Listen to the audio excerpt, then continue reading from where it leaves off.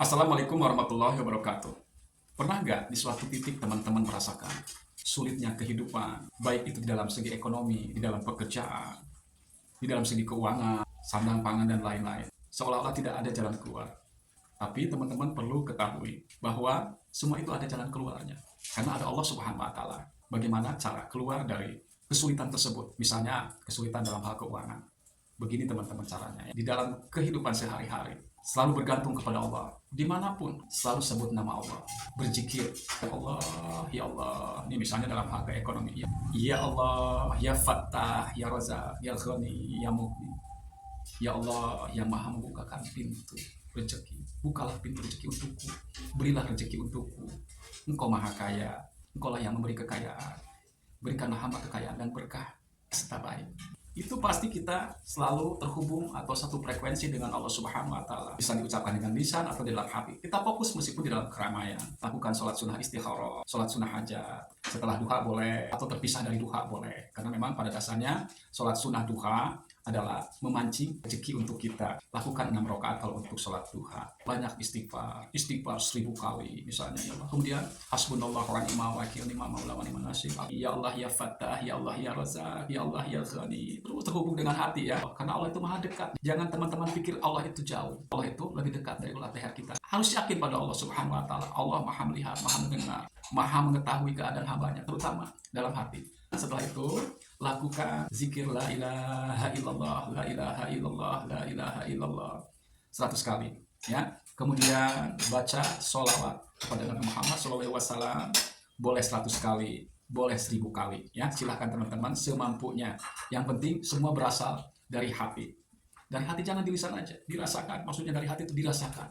Ada kehadiran baginda Nabi Muhammad SAW yang mendengar sholawat kita dan doa-doa kita. Karena pada hakikatnya sholawat kepada Nabi Muhammad SAW itu penghubung frekuensi antara kita dengan Allah Subhanahu wa Ta'ala. Kemudian mental kita diperkuat sebagai orang beriman. Jadi ujian itu harus dihadapi dengan ikhlas, dengan tulus.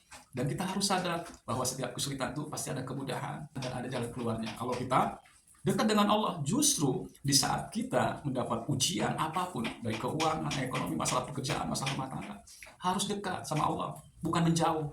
Dekatnya dengan cara-cara seperti tadi. Optimis, yakin, berpikiran positif bahwa semua itu akan berlalu. Jangan memikirkan solusi, tapi bagaimana keadaan terhimpit seperti itu. Kita dekat dengan Allah Subhanahu wa Ta'ala, lakukan segala perintahnya, jauhkan maksiat. Nah, dalam hati yakin setelah berdoa, hilangkan keraguan dalam hati. Karena Allah lihat hati setiap hambanya. Terus yakin, kukuh dalam pendirian bahwa Allah akan menolong kita. Yakin bahwa Allah akan menolong kita ya. Jangan ragu, insya Allah akan diberikan jalan keluar.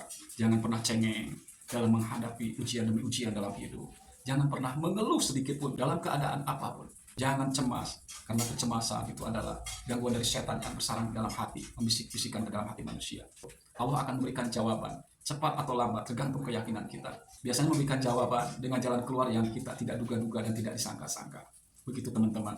Hal yang paling membuat kita bahagia adalah bahwa di dalam setiap kesulitan, kita bergantung sepenuhnya pada Allah. Dan Allah juga menjawab semua ujian-ujian kita dengan jalan keluar.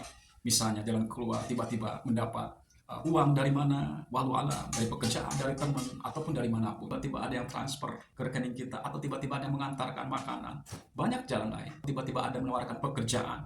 Asal kita kukuh dalam pendirian. Jangan ada ragu sedikit pun, ingat itu. Bahwa Allah akan menolong dalam setiap kesulitan bagi hambanya yang senantiasa optimis, bersyukur dalam keadaan apapun, tidak pernah mengeluh.